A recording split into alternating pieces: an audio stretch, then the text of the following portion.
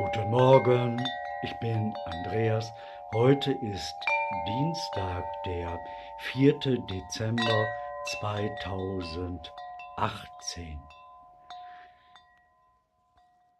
Gestern habe ich auf einen Kommentar geantwortet und darin geschrieben, dass ich gelernt habe, dass es in unserer Welt hier auch Fälschungen gibt. Ich werde oben einen Hinweis machen in diesem Video auf ein Video, das ich Täuschung genannt habe. Da könnt ihr mal nachschauen. Das ist nicht allzu lang. Ich habe es nochmal erneuert und zusammengefasst. Das sind gut 10 Minuten, glaube ich. Man muss nur wirklich gut zuhören, warum es entstanden ist. Das Vorfeld, das habe ich als Text geschrieben, was ich getan habe, was ist dann geschehen und was ist das Resultat. So, ich habe gelernt in diesem Leben also, dass nicht alles echt ist, was hier bei uns herumläuft. Es gibt bei uns das habe ich auch gelernt, wir durch die Schöpfung reisen gewissermaßen. Das heißt, es gibt hier zum Beispiel in dieser Welt der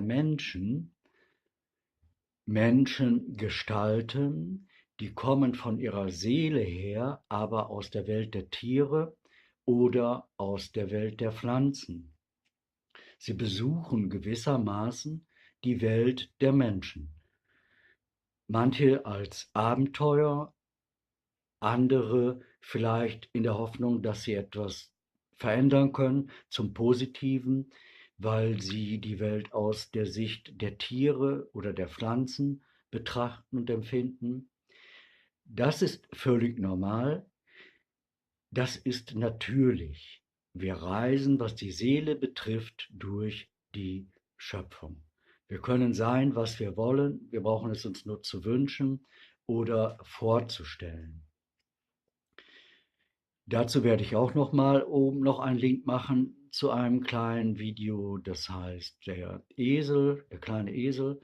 Ein ganz kurzes Video, 2 Minuten, glaube ich, ist aber ein Erlebnis, auch Wahrheit. Das ist mir halt wichtig. So, das sind also die natürlichen Sachen. Man kann, wenn man sensibel genug wird und gelassen genug und sich öffnet, seinen Geist öffnet, spirituell öffnet, dann kann man oftmals sogar nachempfinden oder erahnen, wer jemand ist. Man kann manchen Menschen ansehen, dass sie zum Beispiel aus der Welt der Tiere kommen. Dann kann man erahnen, dass jemand vielleicht ein Löwe gewesen ist schon oder ein Pferd oder ein Schwan oder ein Adler oder was auch immer. Oder aber auch, dass jemand aus der Welt der Bäume kommt oder schon in der Welt der Bäume war oder in der Welt der Blumen war und die Gelassenheit der Blumen zum Beispiel hat, die innere Schönheit, die nach außen gesendet ist und auch diese völlige Gelassenheit sozusagen. So, das sind also die normalen Sachen. Das gibt es, das ist so. Ich bin selber auch schon dort gewesen. Dann gibt es aber noch etwas anderes und da müssen wir halt aufpassen. Es gibt sehr wahrscheinlich Fälschungen, dass Wesen kopiert werden, vielleicht für eine Parallelwelt, die es gibt. Das heißt, Wesen werden imitiert. Wenn man zum Beispiel einen Menschen kopiert, dann ist das ein Roboterwesen. Vermutlich funktionieren diese Roboterwesen basieren sie auf einem ganz einfachen Modul quasi. Sie ahmen nach. Das heißt, sie können sehen, die Augen sind wahrscheinlich ein zentrales Werkzeug. für den Roboter oder auch zumindest ein sehr, sehr wesentliches. Sie können sehen und kopieren den anderen. Sie kopieren zum Beispiel die Mimik, die Bewegung der Augenwinkel, die Gestik. Wie ist das Gesicht, wenn man weint? Das wird kopiert. Und die Bewegung wird kopiert, die Sprache wird kopiert. Wie spricht man, in welchem Rhythmus spricht man? Das, sehr wahrscheinlich gibt es das bereits, und das knüpft für mich an dieses große gegenwärtige Thema, was wir haben, künstliche Intelligenz, wo manche rufen, oh schlimm, oh schlimm, oh schlimm, Deutschland verpasst den Anschluss an dieses Thema künstliche Intelligenz. Ich als Andreas habe in diesem Leben gelernt, dass ich das sehr viel kritischer betrachte als diese Leute. Ich habe gelernt, jetzt gerade als jüngstes Erlebnis am 30. Juni, dass ein Auto von selbst beschleunigen kann, ein Automatikauto, relativ neu, ohne dass mein Fuß auf dem Gaspedal steht und ich kann nichts mehr machen. Ich bin der Technik ausgeliefert. Das hat ein sehr teures Auto im Grunde, eine sehr gute Technik, aber sie bringt mich an einen Abgrund. So weit, dass ich dem Tod ins Angesicht schaue, quasi, weil ich mit hoher Geschwindigkeit einen Totalschaden verursache und eigentlich nur überlebe, weil Engel mich begleiten. Im Grunde hätte ich das gar nicht überleben können bei der Geschwindigkeit und so, wie das Auto nachher zusammengequetscht war. Ich habe aber überlebt, habe einen Lendenwirbelbruch gehabt und Schmerzen, okay, das ist eins. Oder ein anderes Erlebnis, mich quetscht eine Frau auf einem Parkplatz ein, auch mit einem relativ neuen Auto, weil ihre Alarmanlage beim Rückwärtsfahren, ihre Einparkhilfe, nicht erkannt hat, dass neben mir ein Einkaufswagen steht. So, das sind zum Beispiel für mich Sachen, die mir auch sagen, sei ein bisschen kritischer bei diesem Thema. Das ist die große Verführung auch, dass das postuliert wird, dass das sozusagen die Vervollkommnung ist, dieser Weg. Dass auch diskutiert wird oder ja schon gesehen wird, Roboter operieren, Roboter sind Altenpfleger, Roboter sind Ärzte, Roboter sind Krankenschwestern. Aber dann sage ich auch, ist das wirklich so erstrebenswert? Ist es so erstrebenswert, so zu leben? Und was machen wir als Mensch, der ja bezeichnet wird als Ebenbild Gottes, ein Schöpfer ist? Für uns wird es bedeuten, dass wir uns dem Roboter unterwerfen und auch unsere Intelligenz einer Roboterintelligenz unterwerfen und abhängig sind, vollkommen zu 100%ig abhängig sind davon, wie der Roboter entscheidet. Wir als Menschen haben eine Intelligenz, die auch an Emotionen gekoppelt ist, mit Emotionen verbunden ist. Die wichtigste Emotion, die wir haben, das ist Liebe. Es ist die größte Emotion, die alle Menschen erstreben. Ein Roboter kann keine Liebe erzeugen. Dieses wunderbare Gefühl, das bereits in uns ist, das wir von Geburt an haben, gewissermaßen geschenkt bekommen haben. Ein Roboter wird nur versuchen, es zu imitieren. Er wird versuchen, wie man eine Haut streichelt, einen Körper streichelt, wie man jemanden über den Kopf streichelt. Das wird vom Äußeren her vielleicht gleichwertig sein, aber es ist nicht die Liebe dabei, dieses wirklich wahre Gefühl, lebendige Gefühl, sondern im Grunde ist das alles Technik, tote Technik, schön verkleidet in schönen Bildern und in Bewegung. Und darum meine ich, es ist eine sehr große Verführung, wo ich für mich selber sage, ich brauche das nicht.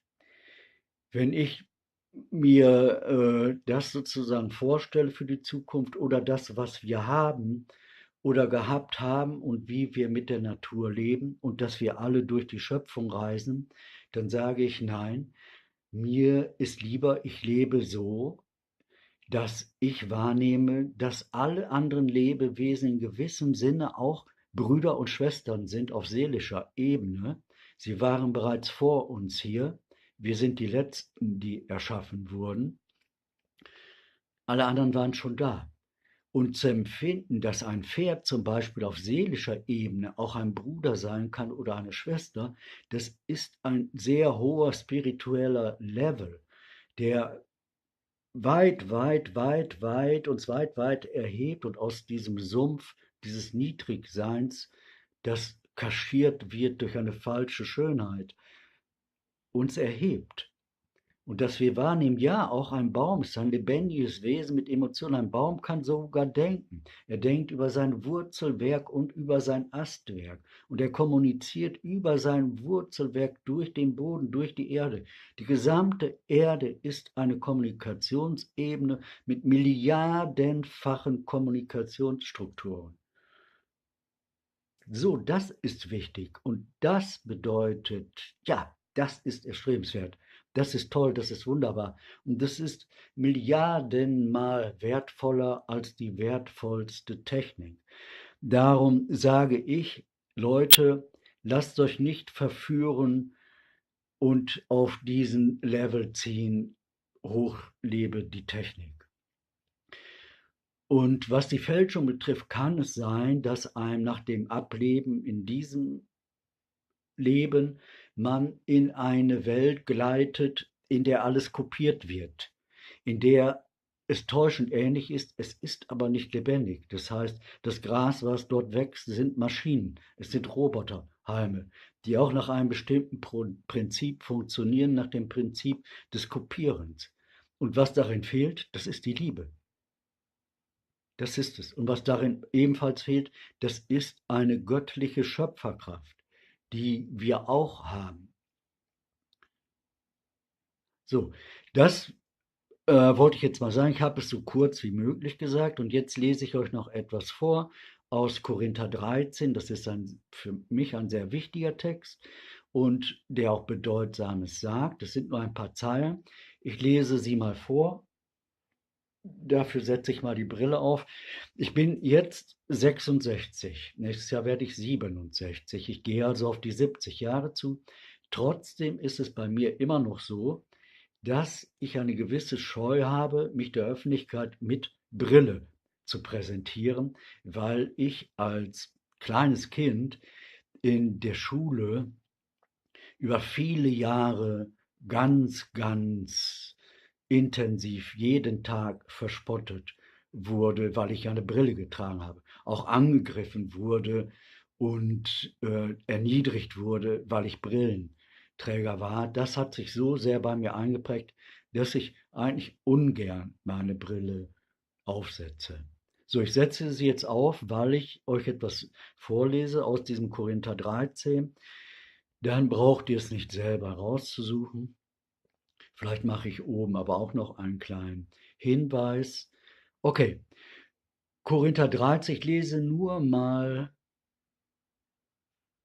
ja gut, ich lese doch das Ganze, es ist nicht zu lang, hat 13 Zeilen. Ich lese es aus der Lutherbibel von 1912. 1 Korinther Kapitel 13.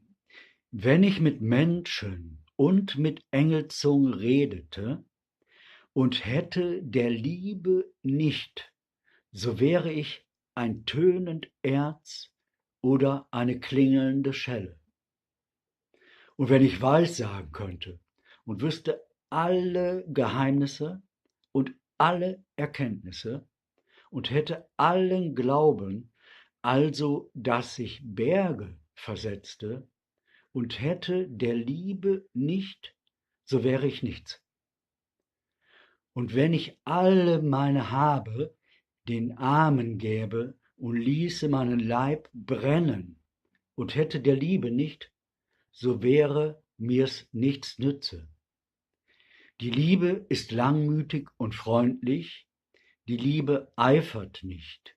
Die Liebe treibt nicht Mutwillen, sie bläht sich nicht, sie stellt sich nicht ungebärdig, sie sucht nicht das Ihre, sie lässt sich nicht erbittern, sie rechnet das Böse nicht zu, sie freut sich nicht der Ungerechtigkeit, sie freut sich aber der Wahrheit.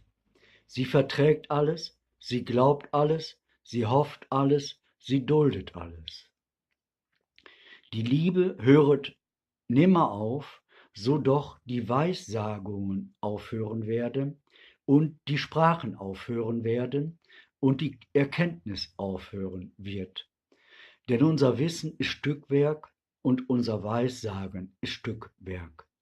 Wenn aber kommen wird das Vollkommene, so wird das Stückwerk aufhören. Da ich ein Kind war, da redete ich wie ein Kind und war klug wie ein Kind und hatte kindische Anschläge. Da ich aber ein Mann war, tat ich ab, was kindisch war. Wir sehen jetzt durch einen Spiegel in einem dunklen Wort, dann aber von Angesicht zu Angesicht.